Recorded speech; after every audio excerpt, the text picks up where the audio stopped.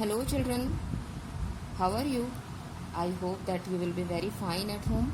Students, I am Radula Sharma and today we will study Hindi Udbodhan, our Vyakaran book. Students, first I will give you answers which test I had given to you last week. So let us see ki how many questions we had done, how many are correct, how many are wrong. So we can check. I am giving you answers, you check. देखिए बच्चों, ये first question है आपका कि निम्नलिखित राज्यों की भाषाओं के नाम लिखिए। इसमें देखिए पहला स्टेट था आपका केरल, इसका आंसर होगा मलयालम। दूसरा था आपका महाराष्ट्र, इसका आंसर है मराठी। तीसरा आपका है पंजाब, इसका आंसर है पंजाबी। नेक्स्ट क्वेश्चन था आपका निम्नलिखित भाषाओं की लिपियां लिखिए। इसमें देखिए हिंदी, अंग्रेजी और उर्दू ये तीनों लैंग्वेज आपको दी गई थी। इसकी हिंदी में देवनागरी है इस लिपि इसकी, अंग्रेजी की लिपि है रोमन और उर्दू की लिपि है फारसी। नेक्स्ट आपका आता है बच्चों क्वेश्चन, रिक्त स्थानों की पूर्ति करिए। आपका फर्स्ट सेंटेंस था भाषा के दो रूप होते हैं, लिखित और दूसरा कौन सा होता है, मौखिक। सेकंड था इसका भाषा के लिखने के ढंग को कहते हैं डैश, कहते हैं क्या कहते हैं, लिपि। तो ये आपका हो गया थर्ड क्वेश्चन। अब फोर्थ क्वेश्चन पर आते हैं बच्चों। वाक्यों के सामने सही और गलत के निशान लगाइए। देखिए तो इसमें देख लीजिए फर्स्ट सेंटेंस आपका क्या था, भाषा के चार रूप होते हैं। ये बच्चों सही है या गलत है, आपने जो भी किया है देख लीजिए ये गलत है। सेकंड है आपका व्याकरण भाषा को अशुद्ध बनाता है, ये भी आपका गलत है क्योंकि व्याकरण भाषा को शुद्ध बनाता है। ये भी 2 मार्क्स का था आपका। नेक्स्ट देखिए क्वेश्चन नंबर 5, निम्नलिखित शब्दों के दो दो पर्यायवाची शब्द लिखिए। तो देखिए क्या क्या शब्द थे आपके। पृथ्वी था, पृथ्वी के 2 पर्यायवाची होंगे भू, धरा। नेक्स्ट वर्ड था आपका पर्वत, पर्वत के 2 पर्यायवाची होंगे गिरी, पहाड़। हो सकता है आपने कुछ और भी लिखे हों, अगर वो भी सही हैं आप अपनी मम्मी से पूछ सकते हैं, पापा से पूछ सकते हैं, जो भी आपके घर में बड़ा हो उससे पूछ सकते हैं। अगर वो करेक्ट है तो आपको मार्क्स पूरा मिलेगा। समुद्र, समुद्र के 2 पर्यायवाची हैं जलधि, सिंधु। नेक्स्ट क्वेश्चन पर हम आते हैं। नीचे लिखे शब्दों की भाववाचक संज्ञा लिखिए। तो इनकी भाववाचक संज्ञा देखिए बनाते हैं। सबसे पहला हमारा वर्ड था बहना, बहना की भाववाचक संज्ञा होगी बहाव। दूसरा वर्ड है हमारा सुंदर, इसकी सुंदरता होगी। तीसरा वर्ड है हमारा निर्मल, इसकी होगी निर्मलता। नेक्स्ट आपका क्वेश्चन था कि नीचे लिखे प्रश्नों के उत्तर लिखिए। देखते हैं क्या क्या क्वेश्चन थे हमारे। पर्वत की चोटियों की क्या विशेषताएं हैं, ये वैसे आपके क्वेश्चन आंसर्स में मैंने लिखाया है तो आप चेक कर सकते हैं। मैं यहाँ भी आपको बताऊंगी इसका आंसर। क्वेश्चन था आपका इस संसार की रचना में किसकी चतुराई के दर्शन होते हैं। तो देखिए इसका मैंने आंसर यहाँ शॉर्ट में लिख दिया है, इसका आंसर पूरा होगा इस संसार की रचना में भगवान या ईश्वर कुछ भी लिख सकते हैं की चतुराई के दर्शन होते हैं। तो ये आपका ये आंसर है। फर्स्ट वाले का आंसर मैं आपको बता रही हूँ अभी। देखिए ये आपका फर्स्ट वाले का आंसर है, पर्वत की चोटियां बहुत ही सुंदर हैं। इन चोटियों से गिरने वाले झरने अत्यंत मनोहर प्रतीत होते हैं। ये प्राकृतिक सौंदर्य से ओतप्रोत हैं तथा इनका फैलाव दूर दूर तक है। ये क्वेश्चन का आंसर है आपके फर्स्ट वाले का कि पर्वत की चोटियों की क्या विशेषताएं हैं। तो ये आपका टेस्ट है बच्चों, आप चेक कर सकते हैं कितना आपने सही किया है, कितना गलत किया है। तो अब आगे चलते हैं। हिंदी व्याकरण उद्बोधन, जिसको जो हमारी बुक है उसका हम आज 3rd चैप्टर पढ़ेंगे। बच्चों 2 चैप्टर्स आपके कंप्लीट हो चुके हैं, हिंदी फर्स्ट में भी और हिंदी सेकंड में भी। दोनों में आपके 2 चैप्टर्स कंप्लीट हो चुके हैं, 2 उद्बोधन में, 2 व्याकरण, 2 उद्बोधन में और 2 आमोदिनी में। तो आइए चलते हैं उद्बोधन चैप्टर नंबर 3। तो बच्चों ये हमारा देखिए चैप्टर नंबर 3 है और इसका नाम है शब्द विचार। बच्चों पहले आपने 2 चैप्टर्स पढ़े, भाषा और वर्ण विचार। तो आपने भाषा चैप्टर में पढ़ा भाषा किसे कहते हैं, क्या होती है भाषा, भाषा कैसे बनती है, वो सब आपने पढ़ा। अब हमने नेक्स्ट चैप्टर में पढ़ा था वर्ण विचार। वर्ण विचार क्या है बच्चों, वर्ण किसे कहते हैं, वर्ण की उत्पत्ति कैसे हुई, कैसे हमें बनाना चाहिए वर्णों को, ये सब हमने पढ़ा था वर्ण विचार में। अब हमारा 3rd चैप्टर आता है शब्द विचार। बच्चों शब्द विचार चैप्टर में हम पढ़ेंगे कि शब्द कैसे बनते हैं, शब्दों की उत्पत्ति कैसे हुई, शब्द कितने प्रकार के होते हैं। तो ये सब हम इसमें लेसन में अध्ययन करेंगे। देखिए शब्द विचार। बच्चों, लेसन स्टार्ट करने से पहले मैं आपको बताऊंगी कि शब्द किसे कहते हैं। देखिए, आपने पिछले चैप्टर में पढ़ा था वर्ण, और आपने ये भी पढ़ा था कि वर्णों से शब्द बनते हैं, शब्द से वाक्य बनते हैं और वाक्य से भाषा बनती है। तो यही हमारा चैप्टर है शब्द विचार कि शब्द कैसे बनते हैं। बच्चों, वर्ण हमारी भाषा की सबसे छोटी इकाई है, ये हमने आपको बताया था।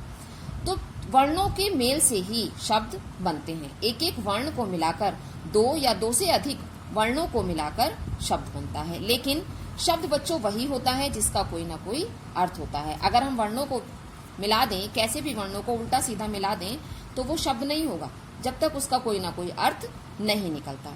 तो शब्द क्या होता है? वर्णों का वह मेल, वह समायोजन, वह मिलाना जिसका कोई अर्थ हो, वो ही शब्द कहलाता है। तो अब स्टार्ट करते हैं चैप्टर हम। चलिए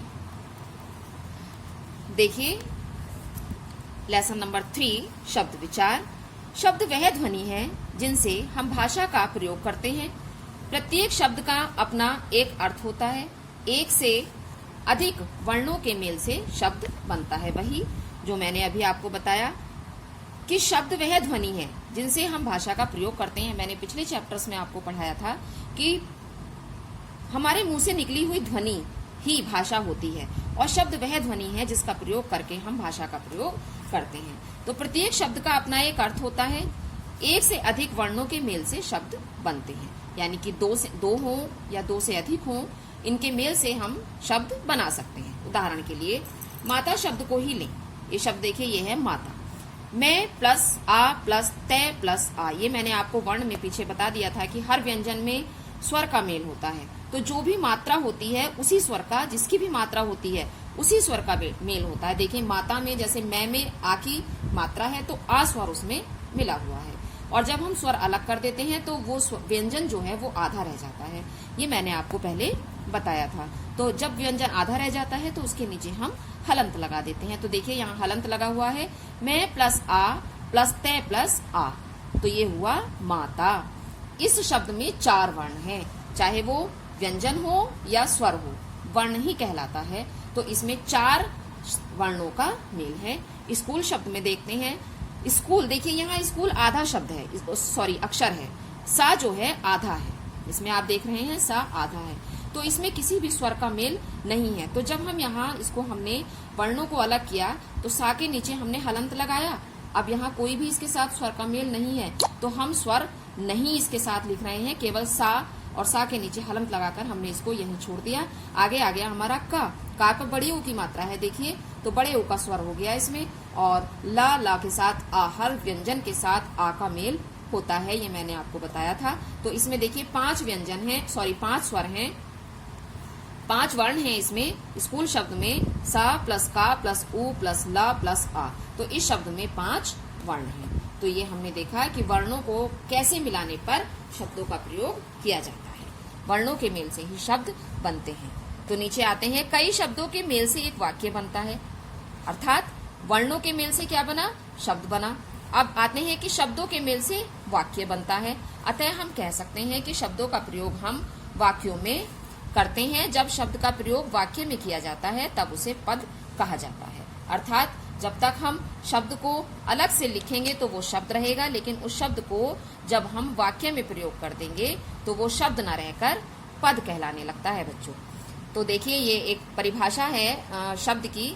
जिन वर्णों के समूह का कोई अर्थ होता है उसे शब्द कहते हैं। वही जो मैंने आपको समझाया था कि जिन वर्णों के मेल से शब्द बनता है लेकिन वो अर्थ होना चाहिए उसका, तभी वो शब्द कहलाता है। अर्थात वर्णों के समूह को, सार्थक समूह को शब्द कहते हैं। अब आगे आते हैं सामान्य शब्द। देखिए सामान्य शब्द 2 प्रकार के होते हैं, सार्थक शब्द और निरर्थक शब्द। तो सामान्यतः शब्दों को हम 2 भागों में बांट सकते हैं, एक सार्थक शब्द में और एक निरर्थक शब्द में। अब देखते हैं सार्थक शब्द किसे कहते हैं। वैसे मैंने अभी आपको यहाँ ऊपर भी बताया था कि सार्थक शब्द वर्णों के समूह को, जिनका कोई अर्थ होता है, उन्हें शब्द कहते हैं। तो यह वही है कि सार्थक शब्द क्या है कि जिस शब्द का कुछ न कुछ अर्थ निकलता है उसे सार्थक शब्द कहते हैं। अर्थात जिन शब्दों का कुछ न कुछ अर्थ हो वही सार्थक शब्द कहलाते हैं। दूसरे निरर्थक शब्द, कभी कभी हम अपनी बोलचाल में कुछ ऐसे शब्दों का भी प्रयोग कर जाते हैं जिनका कोई अर्थ नहीं होता। ऐसे ही शब्दों को निरर्थक शब्द कहते हैं। ये शब्द हमेशा सार्थक शब्दों के साथ प्रयुक्त होते हैं, अर्थात कुछ ऐसे शब्द होते हैं जिनका कोई अर्थ नहीं होता, लेकिन कभी कभी हम सार्थक शब्दों के साथ उनका प्रयोग करते हैं, तो उनका अर्थ सार्थक शब्दों के साथ हम उनको प्रयोग करने लगते हैं, प्रयोग करते हैं उनका। जैसे चाय के साथ वाय का प्रयोग करते हैं। कभी कभी हम जैसे बोलते हैं कि चाय वाय तो पिला दो, तो जैसे देखिए हमें चाय वाय तो पिला दो, तो वाय का कोई अर्थ नहीं है बच्चों, लेकिन चाय के साथ यहाँ हमने इसको लगा दिया है। खाना के साथ वाना का प्रयोग हम बोलते समय कर जाते हैं। खाना वाना तो खा लें, जैसे हम बोलते हैं कभी कभी कि हमें खाना वाना तो खिला दो, तो ये देखिए खाना का तो अर्थ होता है, लेकिन वाना का कोई अर्थ नहीं होता। अतः इन वाक्यों में वाय और वाना शब्द निरर्थक है, क्योंकि इनका कोई अर्थ नहीं निकलता है, केवल हम इन्हें सार्थक शब्दों के साथ प्रयोग में ले आते हैं, तो ये होता है निरर्थक शब्द। अब आते हैं शब्द के प्रकार। शब्दों का वर्गीकरण निम्नलिखित 4 आधारों पर किया गया है। देखिए, उत्पत्ति के आधार पर, रचना के आधार पर, प्रयोग के आधार पर और अर्थ के आधार पर। ये 4 भागों में शब्द को बांटा गया है। 4 प्रकार होते हैं शब्द के, कैसे कैसे हैं देखते हैं अभी नेक्स्ट पेज पर। तो देखिए, पहली इसकी काइंड है उत्पत्ति के आधार पर शब्दों के भेद। उत्पत्ति के आधार पर शब्दों के 4 भेद होते हैं। उत्पत्ति के आधार पर शब्दों के 4 भेद होते हैं। पहला होता है तत्सम, दूसरा होता है तद्भव, तीसरा होता है देशज और चौथा हमारा होता है विदेशी शब्द। तो देखिए इसका पढ़ते हैं वर्णन।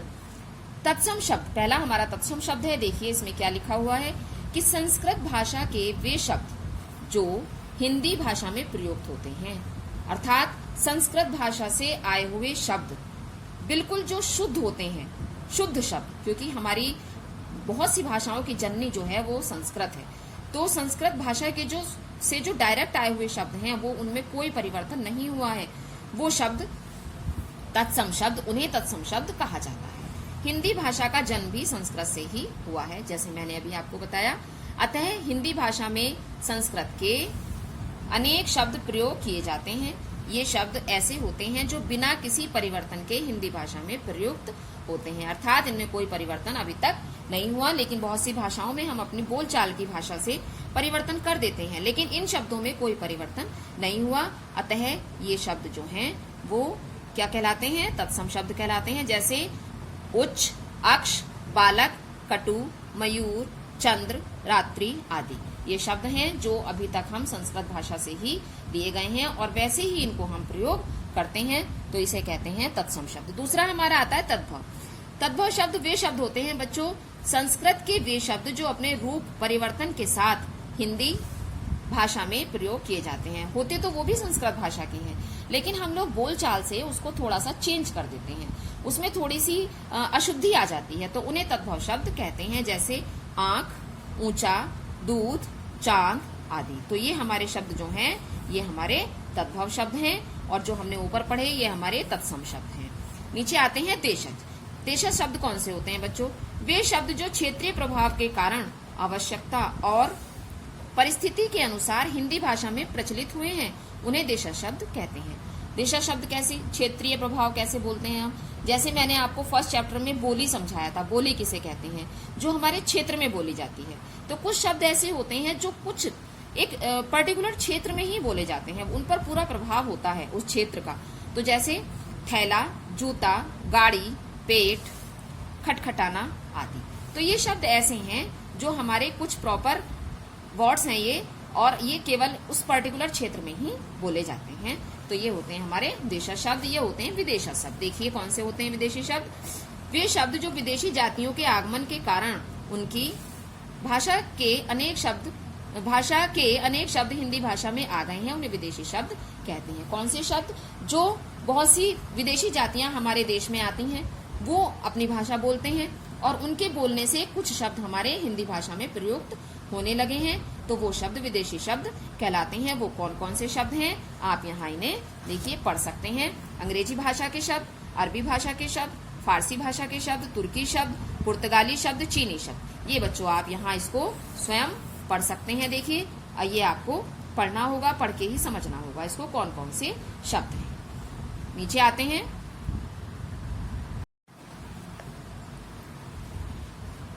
नंबर 2 देखिए, उसका क्या है कि रचना के आधार पर शब्दों के भेद। पहले हमने पढ़ा उत्पत्ति के आधार पर जो 4 भेद थे, अब हम आते हैं रचना के आधार पर। रचना के आधार पर बच्चों इसके 3 भेद होते हैं, एक रूढ़ शब्द, एक यौगिक शब्द और एक योग रूढ़ शब्द। रूढ़ शब्द कौन से होते हैं बच्चों देख लीजिए, जो शब्द परंपरा से किसी वस्तु, व्यक्ति, स्थान, प्राणी, भाव आदि के लिए प्रयोग में लाए जाते हैं उन्हें रूढ़ शब्द कहते हैं। यदि सबसे अच्छी पहचान इनकी देखिए क्या होती है कि यदि इन शब्दों के टुकड़े कर दिए जाएं तो इनका कोई अर्थ नहीं रहता। अर्थात कोई भी शब्द है मान लीजिए और उसको हम टुकड़ों में बांट दें, 2 टुकड़े कर दें, 3 टुकड़े कर दें, तो उन जो वो टुकड़े अलग अलग जो हुए उनका कोई भी अर्थ नहीं निकलता। जैसे छत, छत को हम अलग अलग करें, मान लीजिए छा अलग कर दें और ता अलग कर दें, तो इसका कोई भी अर्थ नहीं होगा, न छा न ता का। अब दीवार है, मान लीजिए दी को अलग कर दें, वा को अलग कर दें, रा को अलग कर दें, तो इनका कोई भी अर्थ नहीं होगा। तो इनकी सबसे अच्छी पहचान जो है वो यही होती है कि अगर हम इनको अलग करें तो इनका कोई भी अर्थ नहीं निकलता है। ये रूढ़ शब्द की पहचान है बच्चों। देखिए उदाहरण में ये दिए गए हैं, छत, दीवार, कुत्ता, पहाड़, पुस्तक, सेवा, गाड़ी, बल आदि।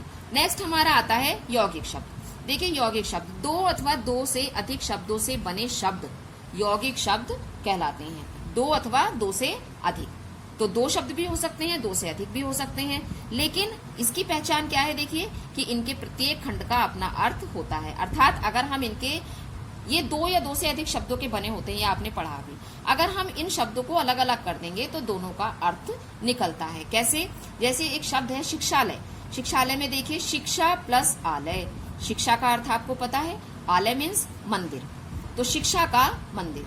हिमालय, घर भी कहते हैं इसको, आलय को घर भी कहते हैं बच्चों। हिमालय, हिम, पहला शब्द हो गया हमारा हिम मीन्स बर्फ, आलय मीन्स घर, तो बर्फ का घर अर्थात हिमालय। हिमालय पर्वत पर बर्फ ही बर्फ होती है, इसलिए हिम प्लस आलय हिमालय। ये देखिए दीपावली, ये दीपावली एक शब्द है, अगर हम इसको अलग करेंगे दीप प्लस अवली, तो ये दीप मीन्स दिए और अवली मीन्स पंक्ति, दियो की पंक्ति, तो ये हमारा अलग करने पर भी एक अर्थ इनका निकलता है। नेक्स्ट आता है योग रूढ़ शब्द। योग रूढ़ शब्द वो शब्द होते हैं बच्चों जो लिखे हुए तो होते हैं लेकिन उनका वो लिखा हुआ जो है वो अर्थ ना निकल करके कुछ अपना अलग ही अर्थ निकलता है, एक विशेष अर्थ उनका निकलता है। कैसे? देखिए पढ़ते हैं पहले इसको। जो शब्द अपने सामान्य अर्थ को छोड़कर विशेष अर्थ को प्रकट करते हैं उन्हें योग रूढ़ शब्द कहा जाता है। जैसे मैंने बताया आपको कि जो लिखा हुआ है वो अर्थ नहीं होता उसका, कुछ विशेष अर्थ प्रकट करते हैं ऐसे शब्द। जैसे ये दशानन, आप यहाँ देख रहे हैं एक शब्द दशानन, देखिए तो दशानन क्या है, 10 प्लस आनन, 10 मुख, 10 प्लस 10 आनन मीन्स मुख, चेहरे, अर्थात 10 मुख किसके थे बच्चों? रावण के। तो इन्होंने एक अपना अलग अर्थ प्रकट किया। दशानन मीन्स 10 हैं आनंद जिसके, अर्थात वो कौन है? रावण। जलज, जलज जल में रहने वाला, जल में रहने वाला अर्थात कौन है? कमल। क्या है वो? कमल, जल में खिलने वाला। अब ये आपका पीतांबर, पीत प्लस अंबर, पीला है अंबर जिसका, अर्थात कौन है? भगवान राम। तो ये हमारे विशेष अर्थ प्रकट करते हैं। नीलकंठ, नीला है कंठ जिसका, अर्थात कौन है वो? शिव। तो ये आप देख लीजिए, ये विशेष अर्थ प्रकट करते हैं। ये मैंने आपको बता दिया है, आपकी समझ में आया होगा। नेक्स्ट पेज पर चलते हैं। ये देखिए बच्चों, ये आप यहाँ देख रहे होंगे कि प्रयोग के आधार पर शब्दों के भेद। अभी आपने पढ़ा उत्पत्ति के आधार पर और आपने दूसरा पढ़ा, अब थर्ड आपका आता है प्रयोग के आधार पर। यह है आपका प्रयोग के आधार पर शब्दों को 2 भागों में बांटा गया है। देखिए कौन कौन से हैं वो 2 भाग। पहला आता है आपका विकारी और दूसरा आता है आपका अविकारी। बच्चों विकारी शब्द वो होते हैं जिनमें लिंग, वचन और कारक के कारण परिवर्तन आ जाता है। लिंग, वचन और कारक के कारण जिनमें परिवर्तन आ जाता है उन्हें कहते हैं विकारी शब्द। देखिए कैसे, मैं भी आपको समझाती हूँ। वे शब्द जो लिंग, वचन और कारक के कारण परिवर्तित हो जाते हैं उन्हें विकारी शब्द कहा जाता है, जैसे लड़का, लड़की, अच्छा, अच्छे, अपना, अपने। अब इसमें कहा जा रहा है कि लिंग के कारण। लिंग देखिए, अगर पुल्लिंग है तो लड़का हो गया और स्त्रीलिंग है तो लड़की हो गई। वचन मीन्स एक वचन है तो अच्छा हो गया और एक बहुवचन है तो अच्छे हो गया। अब देखिए कारक के कारण संबंध बताया जाता है। अपना है तो अगर एक है तो अपना है और ज्यादा है तो अपने हो जाता है। तो लिंग, वचन और कारक के कारण जिन शब्दों में परिवर्तन हो जाता है उन्हें कहते हैं विकारी शब्द। अब ये होते हैं अविकारी शब्द। अविकारी शब्द वो होते हैं बच्चों जिनमें लिंग, वचन और कारक के कारण कोई भी परिवर्तन नहीं होता, वो जैसे के तैसे ही रहते हैं, उसमें कोई भी किसी भी तरह का कोई चेंज नहीं होता। तो देखिए कौन से होते हैं ये शब्द, ना तो परिवर्तित होते हैं और ना ही इनके अर्थ में कोई परिवर्तन आता है। ये शब्द बिल्कुल भी परिवर्तित नहीं होते, ना इनके अर्थ में कोई परिवर्तन आता है, जैसे अंदर, बाहर, साथ, वहां, बिना, अथवा आदि। अब ये कौन कौन से होते हैं, इनके 4 भेद होते हैं बच्चों। एक क्रिया विशेषण। क्रिया विशेषण वे शब्द होते हैं जो क्रिया की विशेषता बताते हैं। समुच्चय बोधक, जो ऐसे शब्द जो 2 या 2 से अधिक वाक्यों को जोड़ते हैं। संबंध बोधक, जो संज्ञा या सर्वनाम का संबंध वाक्य के अन्य शब्दों से बताते हैं। विस्मयादि बोधक, जिनसे हमारे मन के भाव प्रकट होते हैं। तो इन शब्दों में बच्चों वाक्य में चाहे कोई सा भी लिंग हो, कोई भी वचन हो, कोई सा भी कारक हो, इनमें कोई परिवर्तन नहीं होता। ये होते हैं अविकारी शब्द। अब आते हैं 4th पर, अर्थ के आधार पर। देखिए अर्थ के आधार पर शब्दों के निम्नलिखित भेद हैं। कौन कौन से भेद हैं बच्चों? पर्यायवाची शब्द, विलोम शब्द, एकार्थ प्रतीत होने वाले शब्द, अनेकार्थी शब्द, अनेक शब्दों के लिए एक शब्द, शब्द युग्म। ये आप पढ़ेंगे आगे सभी, वैसे आपने पढ़ा भी है पीछे क्लासेस में। पर्यायवाची भी आपने पढ़ा हुआ है, समान अर्थ प्रकट करने वाले। विलोम शब्द भी आपने पढ़े हुए हैं, एकार्थ प्रतीत होने वाले भी, ये सब आपके पढ़े हुए हैं और इसमें भी आप 6th क्लास में भी आगे पढ़ेंगे। तो चलते हैं, अब आते हैं याद रखने योग्य बिंदुओं पर। ये हमारे याद रखने योग्य बिंदु हैं बच्चों। मैंने आपको पहले भी समझाया था कि जो है ये लेसन पढ़ने के बाद ये पॉइंट्स आप जरूर पढ़ेंगे और इनको, क्योंकि इन्हीं में से क्वेश्चन आंसर ज्यादातर होते हैं और ये आप याद रखेंगे तो आपका चैप्टर आपको पूरा लर्न हो जाता है। तो नेक्स्ट पेज पर चलते हैं जहां एक्सरसाइज है, क्वेश्चन आंसर्स हैं। चलिए मैं देती हूँ आपको एक्सरसाइज। तो ये देखिए बच्चों, पहला आपका है कि निम्नलिखित प्रश्नों के उत्तर लिखिए। ये प्रश्नों के उत्तर लिखने हैं यहाँ आपको। मैं अभी आपको आंसर्स दूंगी इसी वीडियो में, अभी लास्ट में। उससे पहले एक्सरसाइज करते हैं बच्चों। सही वाक्य के सामने सही तथा गलत के सामने गलत का चिन्ह लगाइए। देखिए पहला है आपका सेंटेंस, आलू राजस्थानी शब्द है बच्चों, ये गलत है।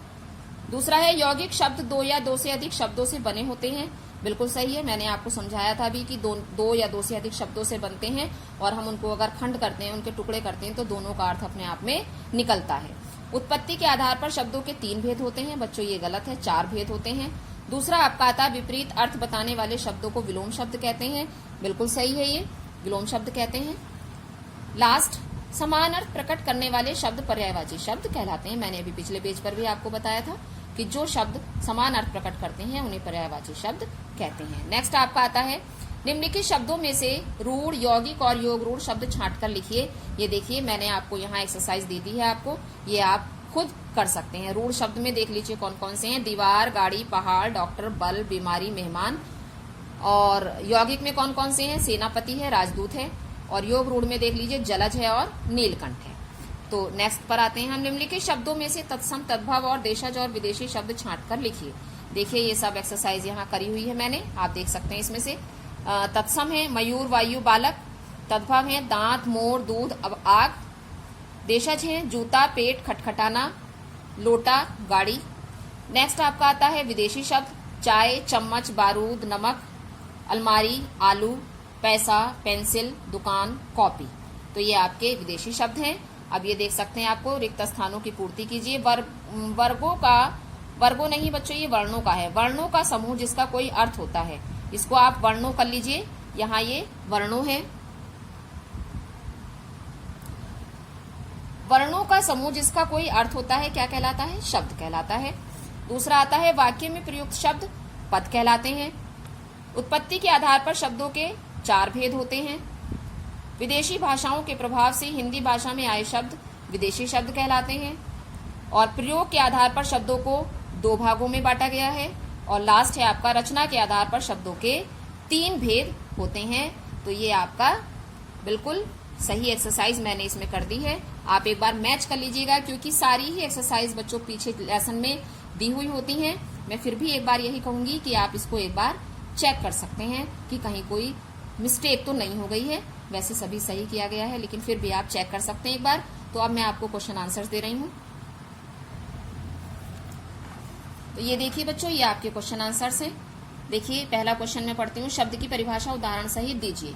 तो क्या है ये? शब्द वर्णों के मेल से बनते हैं, लेकिन जिन वर्णों के मेल का कोई अर्थ होता है उसे ही शब्द कहते हैं। ये आपकी शब्द की परिभाषा है। जैसे म प्लस आ, त प्लस आ, ये हो गया माता। नेक्स्ट क्वेश्चन है आपका, सार्थक और निरर्थक शब्द में क्या अंतर है? बच्चों ये आपका पीछे दिया गया है चैप्टर में, फिर भी मैं एक बार मैंने यहाँ लिख दिया है आपका। सार्थक और निरर्थक शब्द में अंतर निम्नलिखित है। देख लीजिए, ये सार्थक शब्द है, ये निरर्थक शब्द है। इस तरह से ही आपको बच्चों ये लिखना है, ठीक है। ये लाइन बीच में इसको डिवाइड करके इस तरह से, एक तरफ सार्थक शब्द एक तरफ निरर्थक शब्द, ये इस तरह से लिखेंगे। जिस शब्द का कुछ ना कुछ अर्थ निकलता है उसे सार्थक शब्द कहते हैं। जैसे कमल। जिन शब्दों का कोई अर्थ नहीं निकलता उन्हें निरर्थक शब्द कहते हैं। जैसे मलक, क्योंकि देख लीजिए इन्हीं वर्णों से ये बना है कमल, इसका अर्थ है, और इन्हीं वर्णों से ये बना है, इसका कोई अर्थ नहीं है। तीसरा आपका है कि शब्द का वर्गीकरण किन 4 आधारों पर किया गया है? प्रत्येक का नाम लिखिए। देखिए, शब्दों का वर्गीकरण निम्नलिखित 4 आधारों पर किया गया है। इनकी भेद देख लीजिए कौन कौन से हैं। उत्पत्ति के आधार पर, रचना के आधार पर, प्रयोग के आधार पर और अर्थ के आधार पर। ये आपका थर्ड क्वेश्चन का आंसर है। नेक्स्ट क्वेश्चन है आपका कि प्रयोग के आधार पर शब्द के कितने भेद होते हैं? ये देखिए आंसर नंबर 4, प्रयोग के आधार पर शब्द के 2 भेद होते हैं, एक विकारी शब्द और एक अविकारी शब्द। नेक्स्ट आपका लास्ट क्वेश्चन है, रूढ़ और योग रूढ़ शब्दों में क्या अंतर है? तो ये देखिए मैं आपको दे रही हूँ, ये देखिए ये रहा। रूढ़ और योग रूढ़ शब्दों में अंतर निम्नलिखित है। ये भी आपको ऐसे ही लिखना है। रूढ़ शब्द ये आ गया हमारा, इधर देख लीजिए, जो शब्द परंपरा से किसी वस्तु, व्यक्ति, स्थान, प्राणी, भाव आदि के लिए प्रयोग में लाए जा सकते हैं उन्हें रूढ़ शब्द कहते हैं। जैसे छत, दीवार, और इसका वो भी है जो मैंने आपको समझाया था पीछे कि खंड करने पर कोई भी अर्थ नहीं निकलता है। तो ये योग रूढ़ शब्द है। जो शब्द अपने सामान्य अर्थ को छोड़कर विशेष अर्थ प्रकट करते हैं उन्हें योग रूढ़ शब्द कहा जाता है।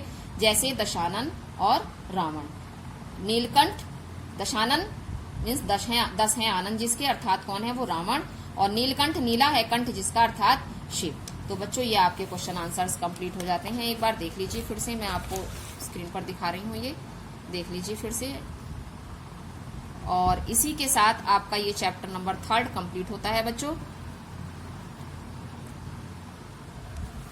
स्टूडेंट्स, मैं आपसे ये बात कहूंगी फिर से एक बार कि आप अपना होमवर्क कंप्लीट करते रहिए और लर्न करते रहिए। इस लेसन में आपका होमवर्क यही है कि आप इसको लर्न करेंगे, इसकी एक्सरसाइज, क्वेश्चन आंसर्स। एक्सरसाइज आप इसकी बुक में कंप्लीट कर लीजिए और क्वेश्चन आंसर्स आप इसके अपनी कॉपी में लिख लीजिए। तो आज 3 चैप्टर्स आपके कंप्लीट हो जाते हैं उद्बोधन के। Thank you.